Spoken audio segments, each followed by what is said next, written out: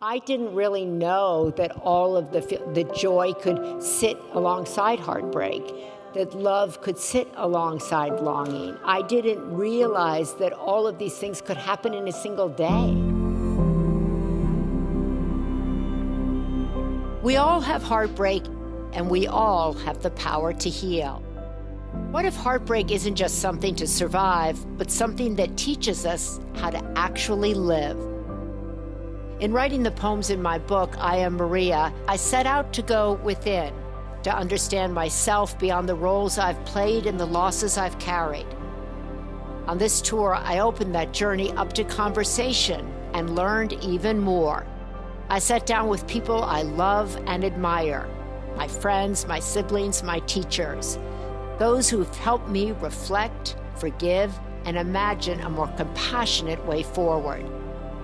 Together, we talked about finding your voice, making peace with your past, and discovering the freedom that comes with healing. May these moments invite you to come home to yourself and embrace the fullness of who you have always been. One of the things that you said that really struck me is writing is what actually really turned my life around. I started writing a blog, didn't think anyone was going to read it. I just needed to get it out of me. And it wasn't until I started writing about my teen pregnancy, about feeling lost in my family, that I began to actually give it voice. But do you know what I think my greatest challenge is now? What? I think that I need to start writing about the moments that bring me joy. I think that I've spent a lot of time being afraid that joy and happiness wouldn't stay. So I find myself avoiding it, but leaning into hard things because I just know how to do hard. But I think at this stage in my life that I have a responsibility to write my way forward by writing about the joy and the happiness that is present in my life. I love that, because on any given day, you can have all of that. You can have joy and heartbreak, right?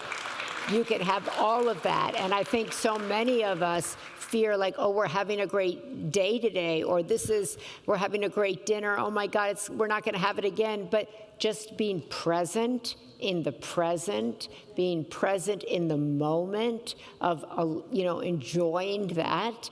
When this book went to #1 on the New York Times, my 27-year-old son said, "Let me take you to dinner."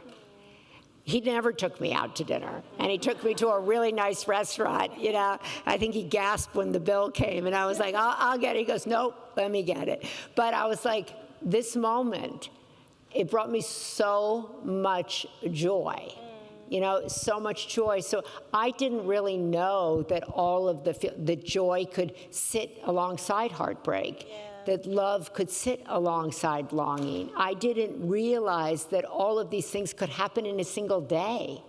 And that's what life actually is. So there is tremendous joy if we're present to it.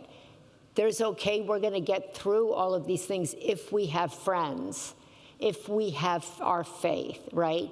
And our family can expand by our own choosing, right? Which is also another thing that we can orchestrate that can bring us joy. Who do we put at our table? Who do we allow in? How do we continue to grow and evolve?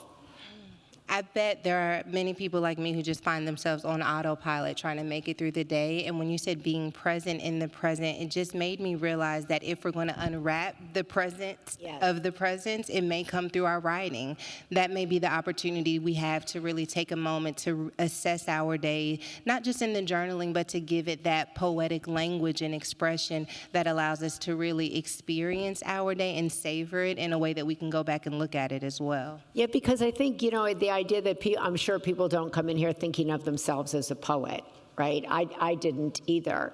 But I think, why not? Who's to say who's a poet? Who's to say who's an artist? Who's to say who's a writer?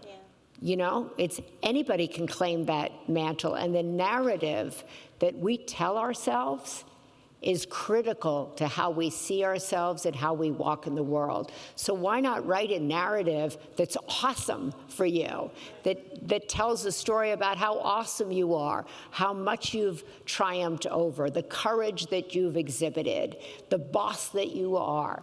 the way that you walk in the world, then it's like, it's an awesome story versus like, you know, my daughter sometimes like, oh my God. I'm like, pick it up. Let's move it forward. You know, like, it's awesome. You're beautiful. You're strong. You're standing up. She's like, I was like, I'm old. I'm 30. I'm like, old? Come on. Like, you know, we can tell ourselves one story over here, or we can tell ourselves a story over here. I tell myself the story now like, I am in heaven.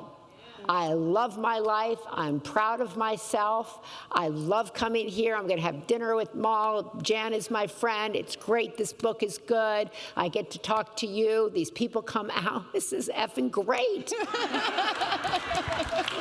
I'm like, wow. You know?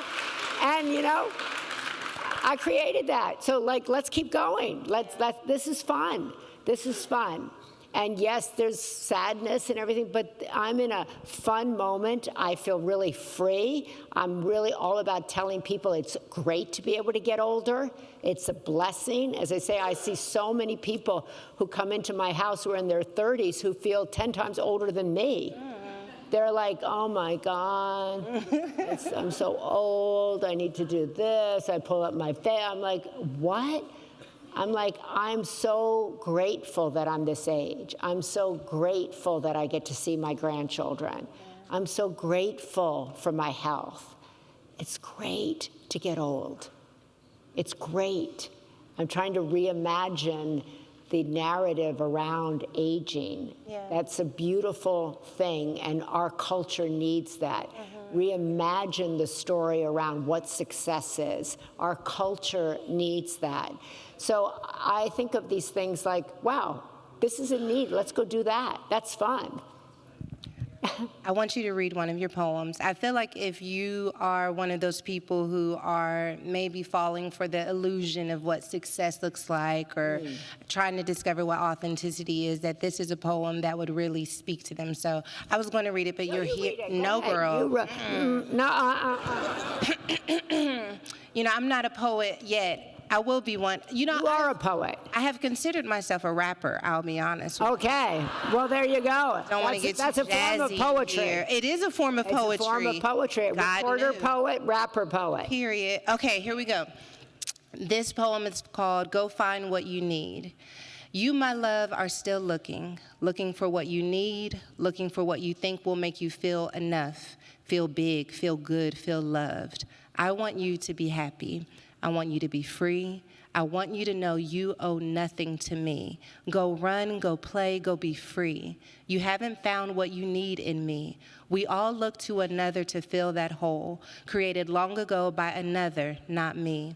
But that's yours to figure out, yours to see through. It's your home to build, just not with me. So wave goodbye to my heart. Let it sail off to sea. You owe nothing to it or to me. I thought you were solid, and know you did too. But sometimes love just can't get through. Go find what you need. Go find what you want.